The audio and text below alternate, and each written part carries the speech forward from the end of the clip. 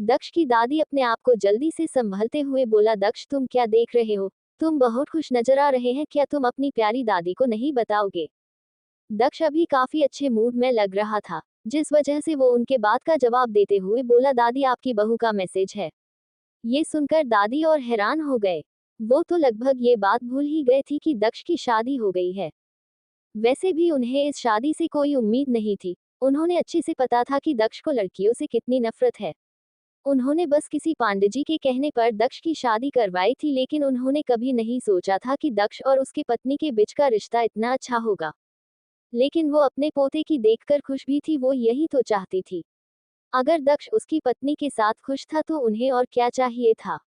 वही दक्ष के दादी जी भी दक्ष की बात सुनकर हैरान जरूर हो गए थे, लेकिन शायद उन्हें पहले ही इस बात का अंदाजा था कि दक्ष और इस लड़की के बीच में कुछ तो है, वरना दक्ष कभी भी शादी के लिए इतनी आसानी से हाँ नहीं करता। वो इस बात को भी नहीं भूले थे कि दक्ष ने कैसे उन्हें धमकी दी थी कि वो उस लड़की के अलावा किसी और शादी नहीं करेगा। वो भी अब जानना चाहते थे कि उस लड़की में ऐसा क्या है जो उनका पोता उसके पीछे इस हद तक दीवाना हो गया है। वैसे तो वो ये शादी के खिलाफ थे, क्योंकि वो कोई छोटे घर की लड़की की शादी अपने पोते से नहीं करना चाहते थे, पर अपने पोते को इतना खुश देखकर वो खुश थे। दक्ष की दादी जल्दी से अपनी गलती सुधारते हुए बोली, तुम अपने साथ उसे लेकर क्यों नहीं आए? मैं भी अपनी बहू से मिलना चाहती थी। कोई बात नहीं, अगली बार जब तुम आओ तो उसे अपने साथ जरूर लेना आना। आखिर मैं तो दुखी मेरी पोता बहू कैसी है। ये शादी किसी भी हालात में क्यों न हुए हों, लेकिन दक्ष को अगर वो पसंद थी तो उन्हें कोई प्रॉब्लम नहीं थी। आखिर दक्ष की खुशी में ही तो उनकी खुशी थी। वही दक्ष अभी काफी अच्छे मूड में लग रहा था, इसलिए उसने अपने दादी को मना नहीं किया और बोला, ठीक है। ये सुनकर दक्ष की दादी खुश हो गए। वो अपने पोते को देखकर समझ गए थी कि उसके अपने पत्नी के साथ काफी अच्छे संबंध हैं। वो भी ये जानने के लिए बहुत उत्सुक थी कि उस लड़की में ऐसा क्या था जो उसके पोते को वो उतनी पसंद थी। अच्छा मुझे ये तो बताओ कि मेरी बहू को खाने का क्या पसंद है, मैं उसके लिए वही बनाऊंगी। वो पिकी नहीं है, उसे सब कुछ खाना पसंद है, दक्ष ने सपाट लहजे में कहा। ये सच था, आरोही को बस खाने से मतलब था, उसे इस बात कोई फर्क नहीं पड़ता था उसके सामने क्या है, बस उसका स्वाद अच्छा होना चाहिए, वो उस पर टूट पड़ती थी। खाने को लेकर पिकी नहीं है, ये तो बहुत अच्छी बात है। उन्हें वो लड़कियां बिल्कुल भी पसंद नहीं थी जो नखरे करती थी, इसलिए ये सुनकर कि आरोही बिल्कुल भी नखरे वाली नहीं है, वो इम्प्रेस हो गए। वो अपने बहू से मिलने के लिए इतनी खुश थी कि उसने जल्दी से नौकर को अपने पास बुलाया और अभी से इंस्ट्रक्शन देने के लगी कि खाने में कोई कमी नहीं होनी चाहिए, जो सामान नहीं है वो उन्हें जाकर ले आए।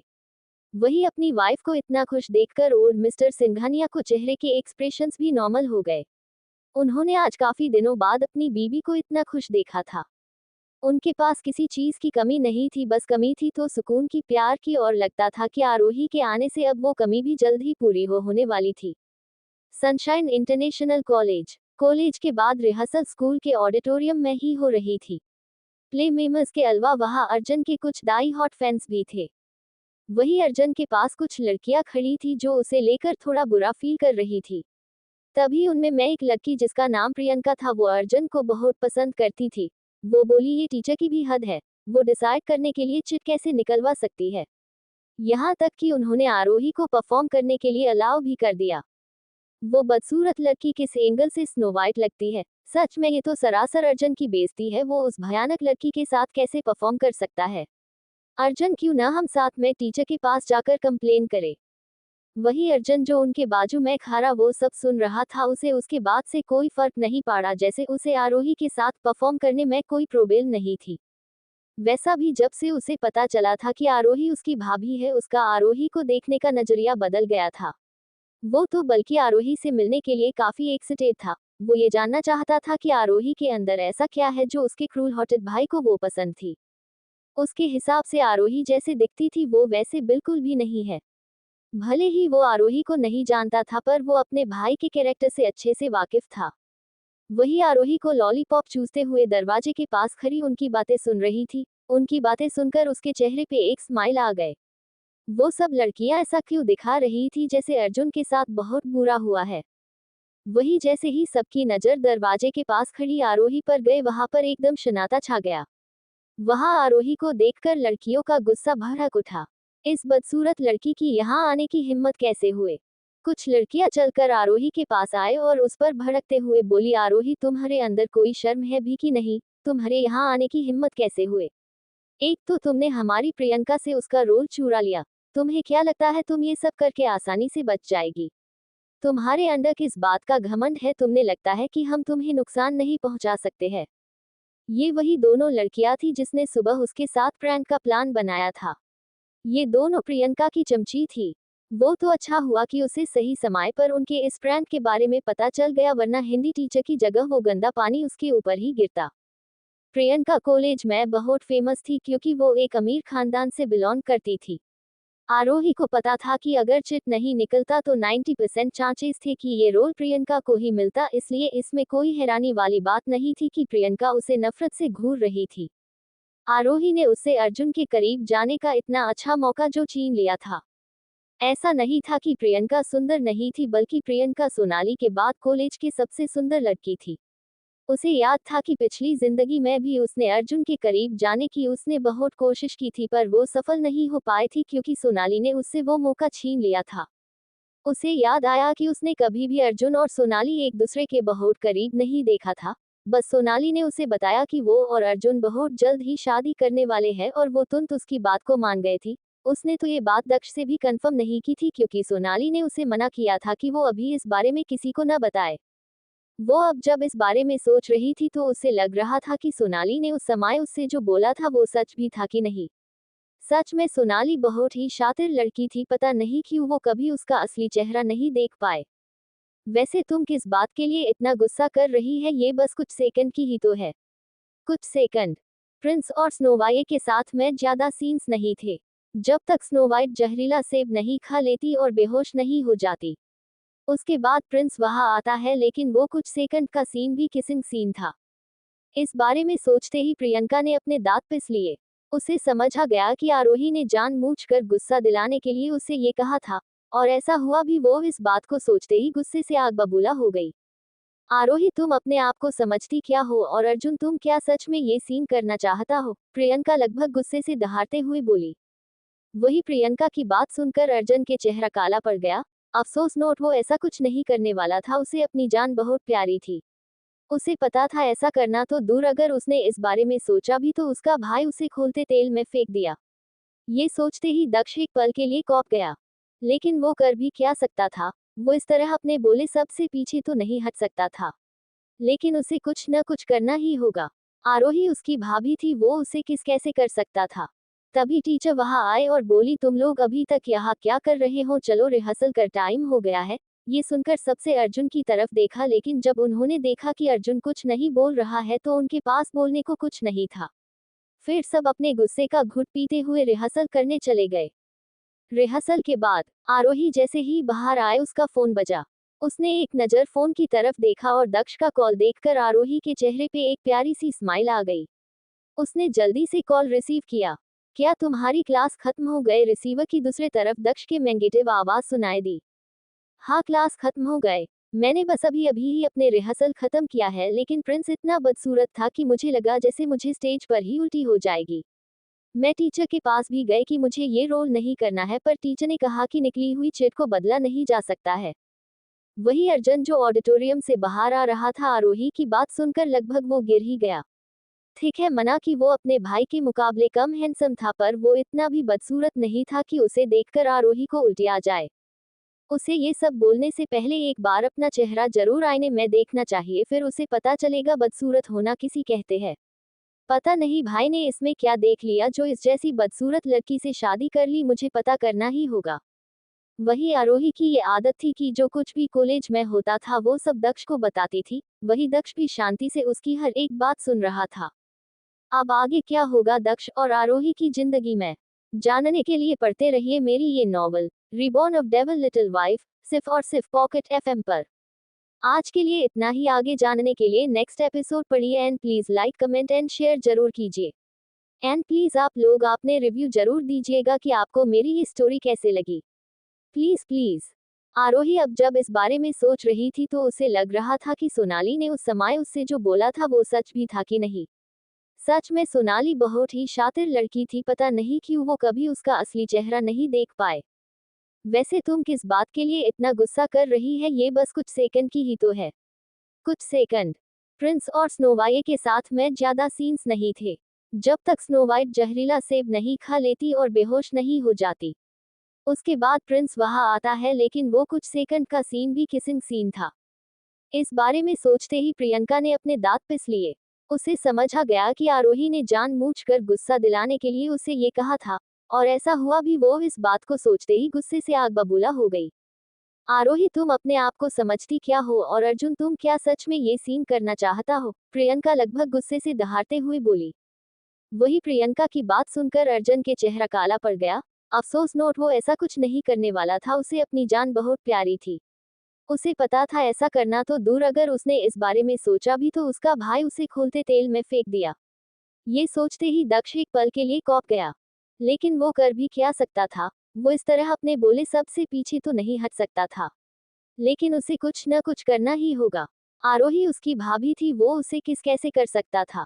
तभी टीचर वहां आए और बोली, तुम लोग अभी तक यहाँ क्या कर रहे हो? चलो, रिहर्सल का टाइम हो गया है। ये सुनकर सबसे अर्जुन की तरफ देखा, लेकिन जब उन्होंने देखा कि अर्जुन कुछ नहीं बोल रहा है तो उनके पास बोलने को कुछ नहीं था।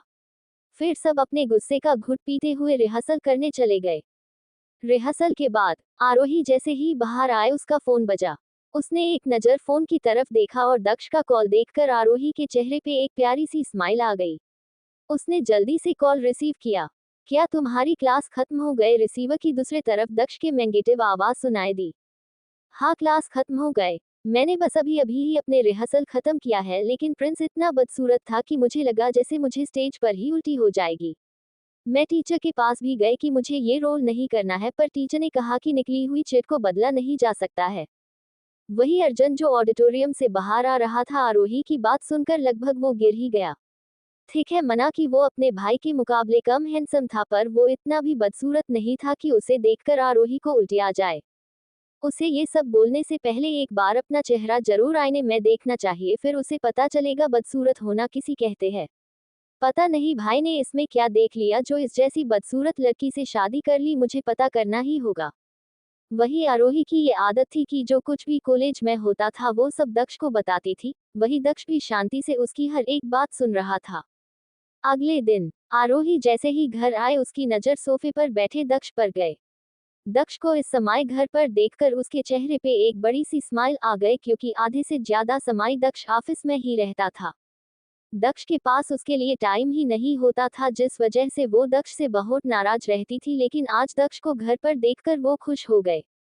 वो दौड़कर दक्ष के पास गए और उसे कसकर गले लगते हुए बोली, हब्बी, मैंने आपको बहुत मिस किया। ये बोलकर उसने दक्ष के गाल पे एक छोटी सी किस कर दी। वही आरोही के इस तरह करने से दक्ष ने कसकर उसकी पतली कमर को पकड़ लिया, जिससे वो आराम से उसकी गोद में बैठ सके। लेकिन बिल्कुल भी खुश नजर था, उसके चेहरे पे डिससेटिस्फैक्शन साफ नजर आ रहा था। वो आरोही को अपनी आंखें छोटी करके घूर रहा था। वही दक्ष को इस तरह खुद को घूरता देख आरोही हैरान हो गए। ये अचानक से दक्ष को क्या हुआ? वो उसे इस तरह खा जाने वाली नजरों से क्यों घूर रहा है? क्या दक्ष को उसे देखकर खुश नहीं होना चाहिए था? फिर वो उसे इस तरह गुस्से में क्यों घूर रहा है? क्या उसने दक्ष को गुस्सा दिलाने से कुछ किया? उसने याद करने की कोशिश की, लेकिन उसे ऐसा कुछ भी याद नहीं आया जिससे दक्ष को गुस्सा आ जाए। वही आरोही के चेहरे पे कंफ्यूजन वाला लुक देखकर दक्ष का गुस्सा और बढ़ गया। वो अपने दांत पिसते हुए बोला, लिटिल वाइफी, मैं क्या तुम्हें कोई बच्चा नजर आता हूँ जो तुम मुझे इस तरह गाल पर किस कर रही हो? मैंने तुम्हें कितनी बार कहा है कि मुझे गाल पर नहीं, मेरे होठों पर किस किया करो, लेकिन लगता है तुम्हें मेरी कोई बात समझ नहीं आती है। कोई बात नहीं, मैं अभी तुम्हें बताता हूँ कि किस कैसे करते हैं। और ये बोलकर आरोही का जवाब सुना बिना ही अपने गर्म होठ आरोही के मुलायम होठों पर रख दिया और उसे एग्रेसिवली किस करने लगा। ये किस में सिर्फ और सिर्फ गुस्सा था, बिल्कुल भी प्यार नहीं था। वही दक्ष की बात सुनकर आरोही एक पल के लिए हैरान हो गई कि कोई इतनी छोटी सी बात पर गुस्सा कैसे हो सकता था। लेकिन उसके सामने दक्ष सिंघानिया था, कोई आम इंसान नहीं। उसे किस बात पर गुस्सा आ जाए किसी को नहीं पता होता था।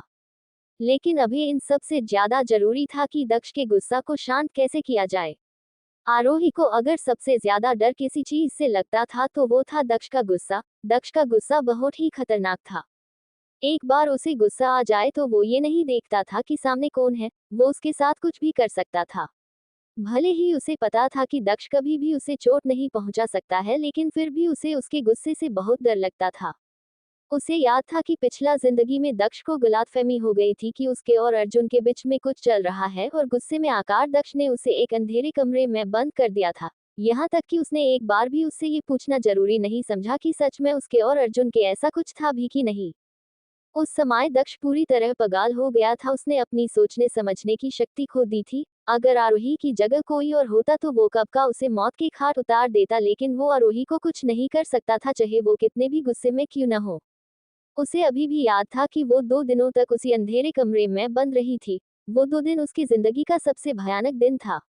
उस समय चाहे उसने दक्ष को समझने की कितनी भी कोशिश क्यों न की हो, पर दक्ष ने उसकी एक नहीं सुनी थी। वो आज भी उस पल को याद करती थी तो अंदर तक कौंप जाती थी। वो उसकी जिंदगी का सबसे भयानक दिन था। भले ही बाद में दक्ष को पता चल गया कि उसके और अर्जुन के बीच में ऐसा कुछ भी नहीं है और उसने उसे जाने दिया, लेकिन वो कभी भी वो डर अपने दिल से निकल नहीं पाई थी।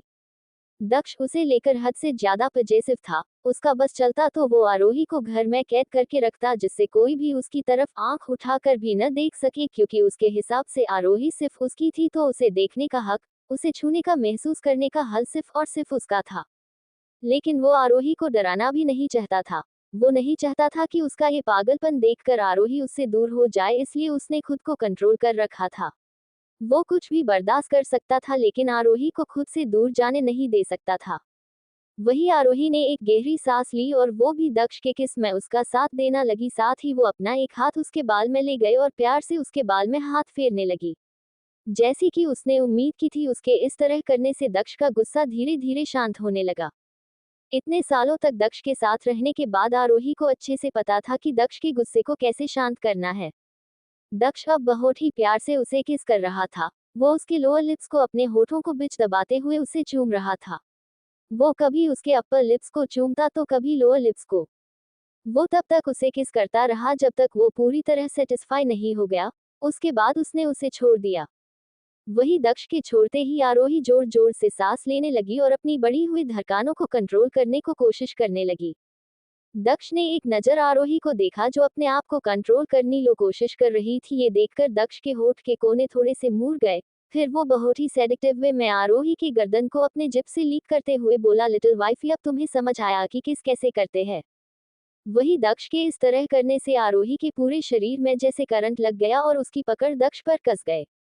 वही आरोही को कुछ न बोलता देख दक्ष वैसे ही आरोही की गर्दन पर किस करते हुए बोला, लिटिल वाइफी, तुमने मेरी बातों का जवाब नहीं दिया। क्या तुम चाहती हो कि मैं तुम्हें फिर से वो सब करके दिखाऊं?